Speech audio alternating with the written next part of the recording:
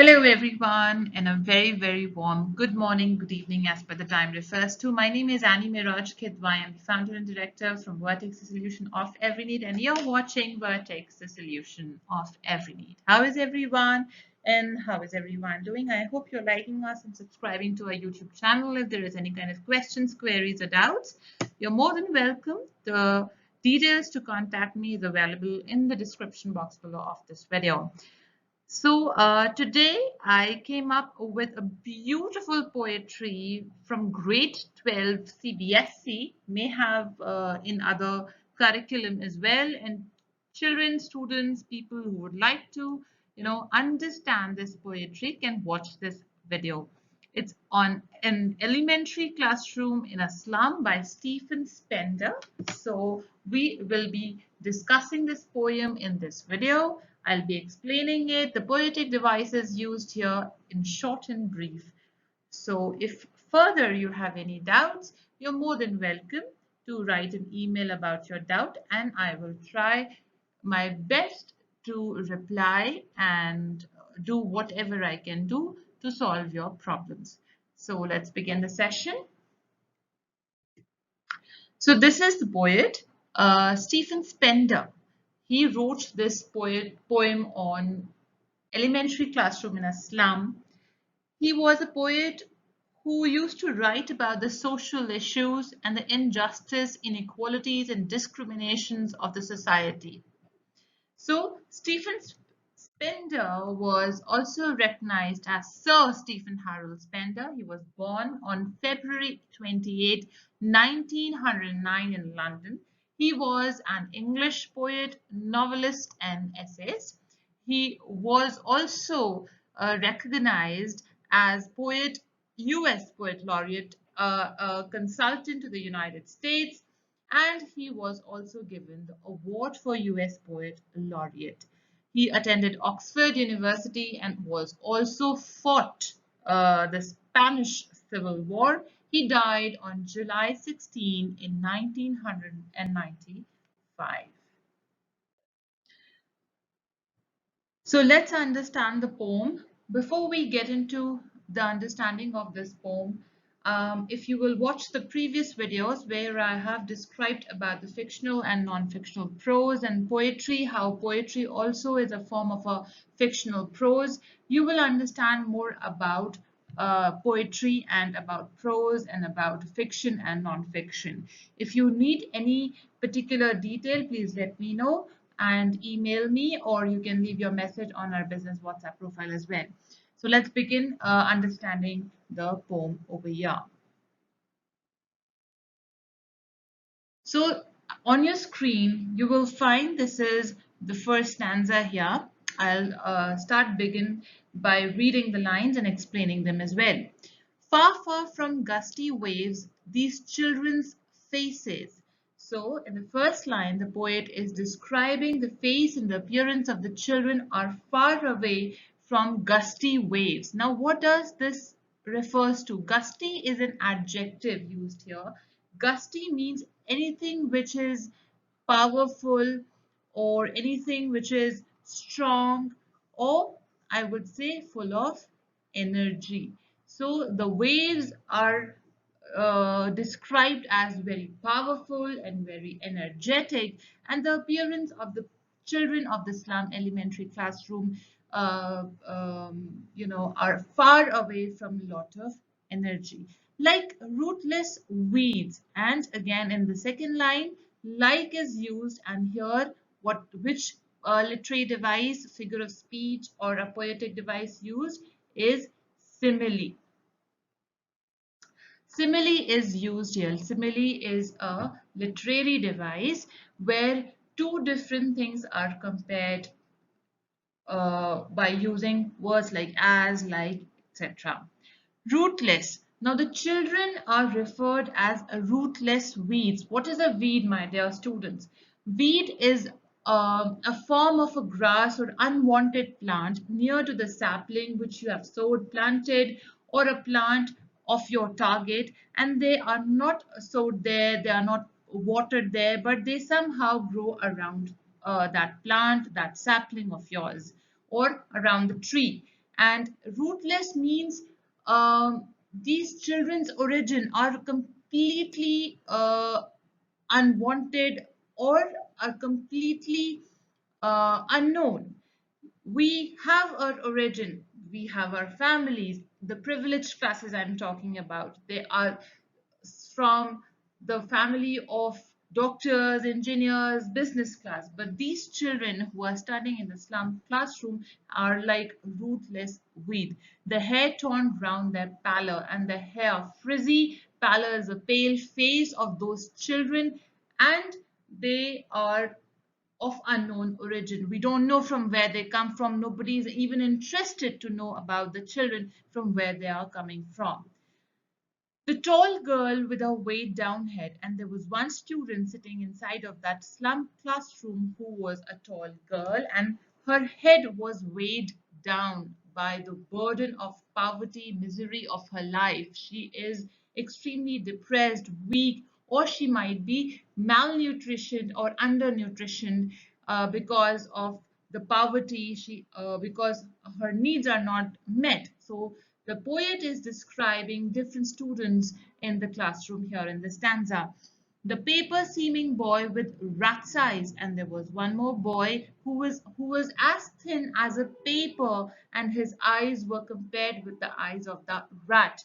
Now, my dear children, how the rat's eyes are. Rat's eyes are pretty curious, looking for food all the time. Rats are pretty tiny creatures, very weak and meek creatures, and can be crushed by large creatures.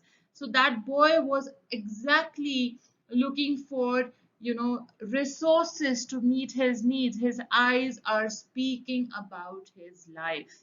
The stunted, unlucky hair of twisted bones, reciting a father's gnarled disease. And there was one more boy who was the successor of the deformity of bones, the diseases of bones he received from his father, the gnarled disease. He was unlucky. Why the boy was unlucky? Because he had nothing received from his father, no education, no inheritance, nothing else but what he received, the diseases of bone, and the weakness in appearance, and the poverty that he received from his father, his lesson from his desk. And that boy is sitting in the classroom. He is not thinking about the lesson the teacher or the facilitator is taking in the class, but he's thinking about his life and the darkness of his life. At back of the dim class, one unnoted, sweet and young, and how the poet describing the class, dim, pale.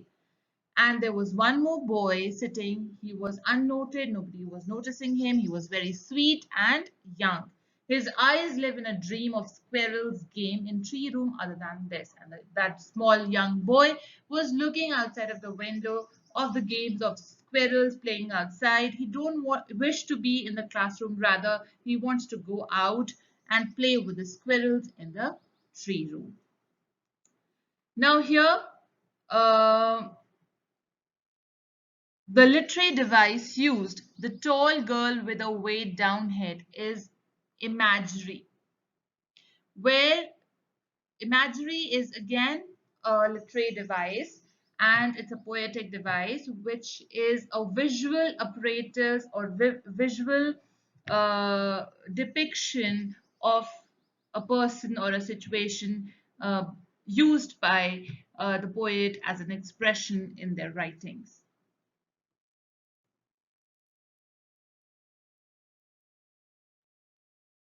Stanza 2 of the poetry, on sour cream walls, donations. Now the walls of that slum classroom, how do they look? They look very pale yellowish in appearance, and donations. So as you know, children, for the underprivileged or under poverty students, the schools are made on government schemes or donations by the rich people of the society. So the cream walls, sour cream, pale yellowish walls of that slum classroom had the pieces of donations reflected there. And what those donations were? Shakespeare's head. There was one picture of the head of the Shakespeare on the wall, cloudless at dawn. Now, what does cloudless at dawn means? There was one picture showing the dawn. I'll just explain. Civilized dome riding all cities, belled flowery Tyrolese valley. So the poet notices all these depictions as donations on the wall of that slum classroom. Now, cloudless at dawn here in this antithesis is used. Now, what is antithesis? Antithesis is again a poetic or a literary device or a figure of speech when a single concept is explained by using words with opposing views. Now, cloudless, what does cloudless means? Cloudless where there is no cloud in the sky and there is clarity in the sky at dawn. Dawn is a point of time in the morning before the sunrise when the first light emits in the sky. That is dawn. So the meaning of both is different, opposing views, but they are explaining the single concept or an idea here. That is why this figure of speech is called as antithesis. So the poet is finding the picture of the dawn on the wall, the Shakespeare's picture, civilized dome riding all cities. What is a dome? Dome is the shape of a building in a U shape. It's a U-shaped structure. You know, in earlier times, when we go back to 17th and 18th century, you will find the architecture of the Victorian era, the Mughal era, when the kings and the queens, um, uh, dominated the societies in the form of monarchy. That point of time, the architecture were given great importance in the society. You know, that point of you will find a lot of museums also nowadays showing the lifestyle of the kings and the queens of those eras, right? So civilized, they were the walls were covered with very polished architecture and structures of those times. The picture of Tyrolese Valley was on the walls of those classrooms. Open-handed map awarding the world its world. And there was a picture of a map. Open-handed means where a particular map is not showing a certain a boundary, a certain place, a certain state or a country, but it is showing almost all the features of the world. But that world which is in the classroom of those children is far away, very different than the world of these children, because these children have not seen anything like that ever. Now, Shakespeare's head, they don't know who is William Shakespeare, because to understand Shakespeare, to understand his work, you need that much of resources to educate yourself. And these children lack all of these. And yet for these children, these windows, not this map, their world. And again, the poet is explaining the same thing, that these children's lives are not governed by this map because their world is very different from the world map which is in their class. Even the existence of the slum is not shown on that world map, where all their futures painted with a fog, and the future of these children are painted with fog. Why? Because fog is something very dense and you cannot see what is other side. When there is fog, there is no clarity, so these children's future has no clarity. A narrow street sealed in with a lead sky, far far from rivers, capes and stars of words. And lead sky, our sky, when we think about, I'm talking for those who have good faith and resources in their lives, parents to support them, educate the children, send them to good schools and institutions to study. Everyone don't have the similar fate or a destiny. So when we talk about sky, the privileged people talk about sky, they talk about sky, something which is limitless. Right, children, dear students? But their sky is also of lead, dark. There is nothing clear, and they are very far away from the beauty, the features of the planet, very far away from all of those, or stars of words, good words. The life is full of poverty, misery, lack of resources, lack of education, and lack of understanding the beauty of the features of the world or the planet. Coming to stanza 3, surely Shakespeare is wicked, the map a bad example, with ships and sun and love tempting them to steal for lives that slyly turn in their crammed holes from fog to endless night. Now, surely, who is this in the picture? We all know, grade 12 children, students, that he is Williams Shakespeare. But for these children, Shakespeare is wicked. He's clever. Why? Why Shakespeare is clever for these children? Because they don't have that much of resources. They don't have understanding of Shakespeare's work because they don't have education. To understand Shakespeare, we need that much of resources, we need that much of understanding to understand what Shakespeare is communicating in his poetry or in his drama. But these children find them wicked. Why they find him wicked? Because they may think that how he gained so much of popularity, money, resources, maybe he was some clever man who attained this position by doing such actions.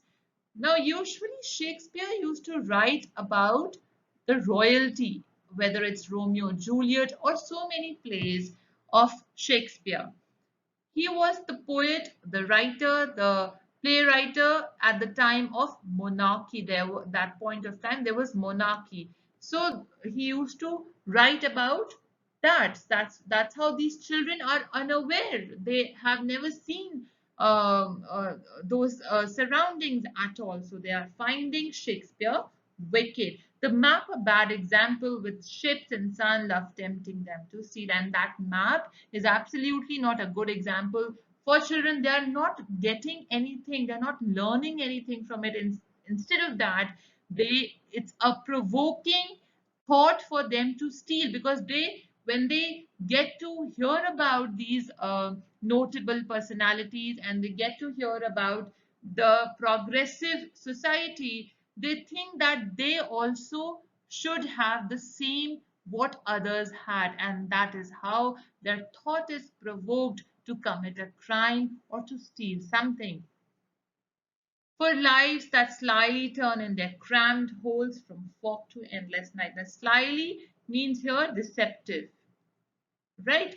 So their lives are deceptive and they're being crammed, crammed, you are putting everything together, in a way that is not synchronized or organized. So you're just they were crammed in those holes. Holes are referring, like rats have holes. So these people of slum and the children, they are crammed all together in those slum houses where they're staying, in the small huts where they're staying. They've been crammed, and from fog to endless night. Earlier it was fog, the future was painted with fog, it was dense, there was no clarity, and it moved on from fog to endless night, that kind of a night which has no dawn. So their future has no dawn at all. On their slag heap, these children wear skins peeped through by bones and spectacles of steel with mended glass like bottle bits on stones. And on their slag, what is a slag? Slag is a waste material. When mining is done, the waste material which is left apart from the metal is called as slag. So these children are staying on that pit or on that ground, on that pavement where this on this heap of slag they are staying. And these children, they look like that they are not even wearing any clothes. They're just wearing their skins where bones are coming out. And the spectacles were so heavy, they have maybe found those spectacles from the garbage or the waste, and they try to repair it and wear by themselves. So the glass is so heavy. like stones. All of their time and space are foggy slum, and all of their time they are in those slums. So blot their maps. It's a very emotional line here, the last one. So blot their maps with slums as big as doom. So the poet is saying that this is what their life is, and what understanding and what education they will get when they are residing in such situation. They have a such lifestyle. They don't have proper resources. They don't have proper food. They don't have fundamental right to education, which is a fundamental right for a child. They don't have any of it. So just blot that map where they can be also figured out that these slums exist. Even the slums are not mentioned on the map. So just you blot is a dark spot. It's a dark spot which is not good for an image or a reputation of an individual. So the poet is referring their existence on the map as a blot. Let's move ahead. This is the last and the fourth stanza of this poetry. Unless governor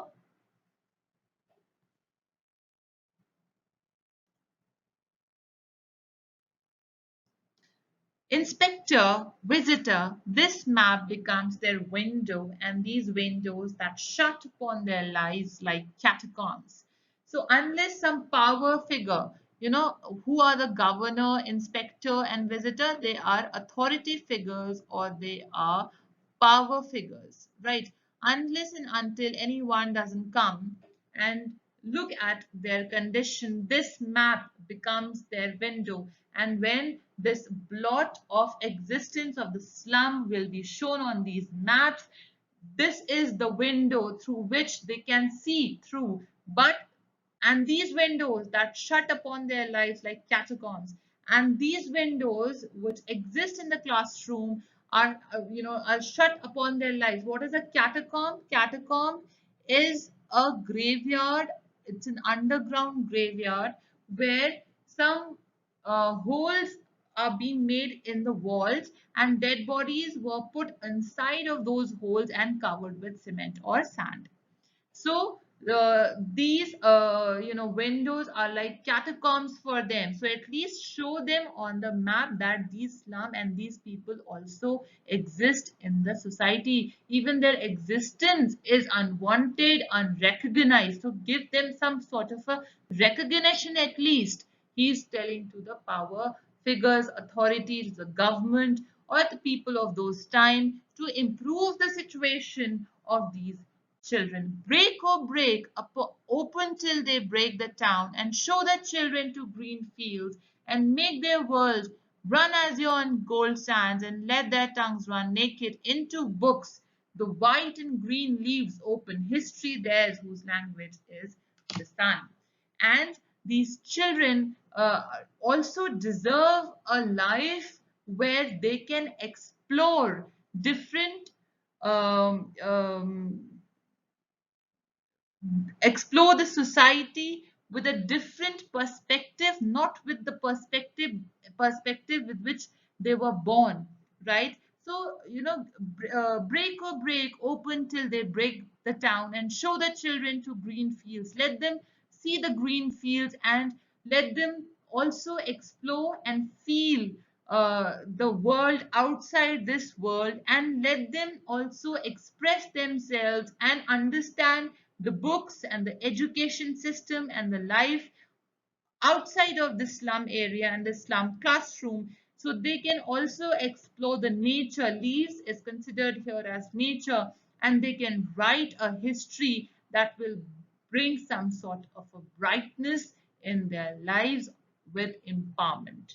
So this is the last stanza of the poetry. Now, I have explained to you metaphor. These are few of the poetic devices used. If you want, I can make a different video with poetic devices in detail. So metaphor is used here, simile, imagery, repetition. Repetition is used in the first line, far, far. So this is repetition. Now repetition can be assonance and consonance as well, that I'll be explaining in detail in some other video. So this is just the explanation of the poetry. If you liked what I explained, please share your feedback so we can also improve. So the theme of the poetry was social injustice. Now, social injustice, of course, it's a social injustice where two different classes, one is the privileged and one is the underprivileged class, exist. So nobody is caring about the underprivileged children, about their life, about their education. Or education is the basic fundamental right to a child, from which they are um, they've not given this opportunity to explore because they don't have those resources. They are not that physically and mentally healthy, so that equality needs to be implemented in the society. The theme is also of class inequalities, about the non-existent of these people on the map. They are not even on the map there. The map which are hanging in their classrooms, or painted in their classroom, they're not even being located on that map. So there is a all the beautiful things are located on the map, or the polished thing, educated things, but not these children. So it's also referring to poverty, that how much poverty in the slum areas and what is the life and lifestyle of the people of slum, and of course the fundamental right to education. This is the theme of this poetry. Form of poetry, I already told you that the form of poetry is a free verse, and a free verse has no rhyme or rhythm, and it is also called as the open form in modern literature. Any further questions, if you have, you can email me, you can get back to me, you can leave your comment in the comment section of this video. If you understand what I explained in this video, please give a thumbs up to me, and share it with your friends, of course. You can get in touch with me through the details available on this slide as well. Thank you so much for watching. Keep studying, keep rocking, and do write us for any of your constructive or a positive feedback. Thank you so much and have a great day.